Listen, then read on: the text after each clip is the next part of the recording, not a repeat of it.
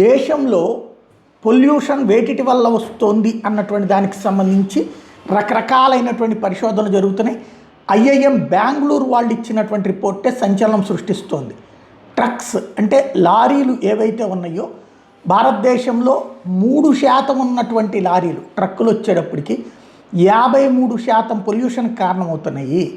అన్ని ట్రక్కులు కాదు, కొన్ని రకాలైనటువంటి ట్రక్కులు, వాటి వివరాలని భారీ వెహికల్స్, డీజిల్ వాడేటటువంటి భారీ వెహికల్స్, అట్లాగే 12 చక్రాలు 8 చక్రాల వాహనాలు ఏవైతే ఉన్నాయో అవి ఎక్కువ కన్జంప్ట్ చేస్తున్నాయి డీజిల్ని.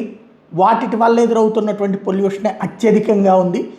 అవి కనుక ఎలక్ట్రానిక్ వెరైటీస్ వైపుకి, ఎలక్ట్రికల్ వెహికల్స్ వైపుకి కనుక కన్వర్ట్ చేయగలిగితే 53% పొల్యూషన్ కంట్రోల్ అవుతుంది.